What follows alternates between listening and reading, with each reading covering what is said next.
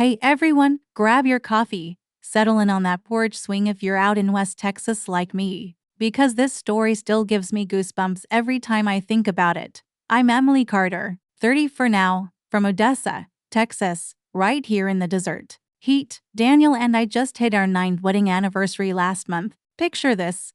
Our small backyard lit with fairy lights we strung up along the old oak tree. The smell of fresh finger foods frying in butter, kids from the neighborhood running around with helium balloons that kept bumping into the tin roof of the patio. The desert wind was blowing cool for once, carrying that dry sandy scent mixed with the jasmine we keep in pots near the gate. It felt like one of those perfect family nights we don't get often. Daniel was in his favorite flannel shirt, laughing with his cousins about old football games while my mom fussed over the casserole dish. Everyone was there, his parents, my side of the family from nearby, even the neighbors who always show up for dessert. We were about to cut the cake, a simple vanilla one with 9 years of love written in messy icing.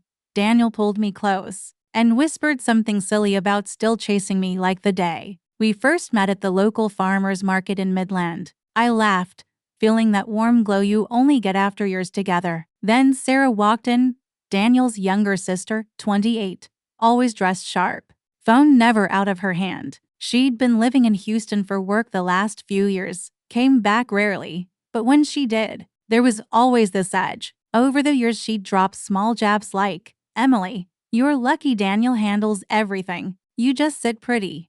Or some wives know how to keep a man busy, others just enjoy the ride. Always said with a smile, like it was banter, but it always stung, especially when the family chuckled along.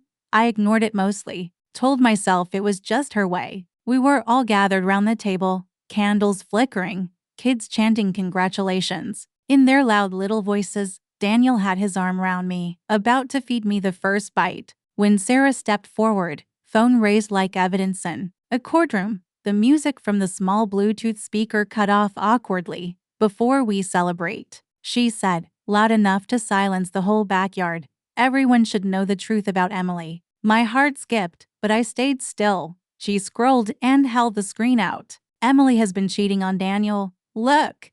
Messages, photos, late-night chats, pictures from a hotel in Dallas. "It's all here." Gasps rippled through the family. My aunt covered her mouth. Daniel's hand dropped from my shoulder. His face. I saw the hurt flash. Then confusion, like someone had punched him in the chest. Whispers started. "What is she saying? Is this real?" One cousin even pulled out his own phone to zoom in. And the kids looked confused. "Balloons. Forgotten." Daniel turned to me slowly and said, "Emily, what is this?" His voice low and cracking. Sarah looked triumphant, eyes locked on me, waiting for me to break down, cry, deny it wildly. But something inside me stayed steady, because I had known this storm was coming for weeks. I took a slow breath, the dry Texas air tight in my throat, and said calmly, "Sarah, if everyone wants to see the truth, let's connect your phone to the TV so everyone can see clearly." Her smirk slipped for half a second. "What? No need. It's obvious." But Daniel's mother spoke up quietly. "Go ahead, connect it. Clear up the confusion." A few others nodded. Daniel hesitated, looked at me one more time, searching my eyes, then took Sarah's phone and plugged it into the smart TV we have in the sitting room. That opens to the backyard. The screen lit up big. Those messages appeared enormous. "Miss you, babe." Heart emojis, blurry selfies that looked like me but were clearly off. The timestamps, the fonts, everything screamed fake to me. Everyone stared. Daniel's jaw tightened, eyes glassy. Sarah crossed her arms, confident again. "See, proof." But I was already pulling out my own phone. "Now it's my turn," I said calmly. 2 weeks ago, at 2 in the morning, I got a security alert. Someone was trying to break into my email and cloud account. The location, Houston, right near Sarah's apartment.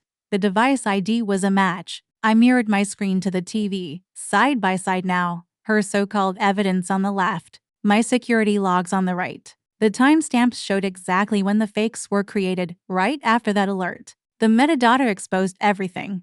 The same. Photo editing app, mismatched fonts, photos cropped straight from my old Facebook posts. Gasps turned to stunned silence. and Sarah's face went pale. That's fake. Emily made that up. I shook my head. No, and this is just the beginning. I swiped to the next folder. Bank alerts from our family business. The small electronics shop Daniel and his father run on Main Street. Over the past 6 months, $15,000 was transferred out. Every transfer is screenshotted right here, all from the same device. All timed to when Sarah visited from Houston. She thought that if she made me look like a cheater, nobody would ask questions about the shop's finances. The screen filled with transaction records, dates, amounts. Her personal Venmo account as the receiver. Daniel stared, breathing hard. His father stood up slowly, face dark. Sarah, is this true? Sarah stammered. I thought the business was struggling. I was just helping myself along. Daniel cut her off, voice low but sharp. Helping yourself. By stealing $15,000 and framing my wife to cover it up?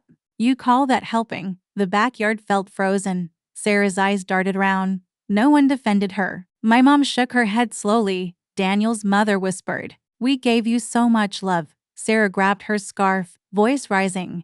"You're all misunderstanding me. Emily threatened me first, but nobody bought it." Daniel stepped forward. Enough. Get out of this house right now. She looked desperate. Tears starting. Daniel, please. But he didn't move. She picked up her bag, walked past the fairy lights, past the half-eaten snacks, and out the gate. The slam echoed in the quiet Texas night, and for a long moment no one spoke.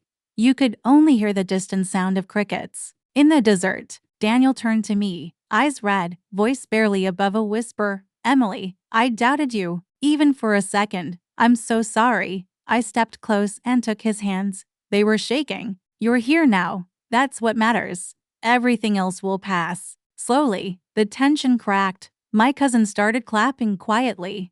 Then more joined in. The kids, sensing it was finally over, ran back to their balloons. Daniel's father came over and put a hand on my shoulder. Thank you, Emily. You protected this family's honor. We cut the cake after all.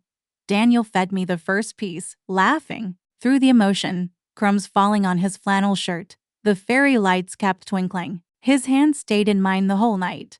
Every few minutes a gentle squeeze, like he was making sure I was real. Later, when most people had left, we sat on the back steps together. The Texas sky was full of stars, the cool breeze finally winning over the day's heat. Cake plates resting beside us. Daniel leaned his head on my shoulder and said quietly, Emily, 9 years, and tonight I feel like I'm falling for you all over again. I smiled into the dark. I choose you too, every time, even when it's ugly. That night was painful. Seeing Daniel's face in that moment of doubt will always hurt me. But it also showed me something crystal clear. Real relationships are built not on blood, but on trust and honesty. Sarah exposed herself and walked out alone.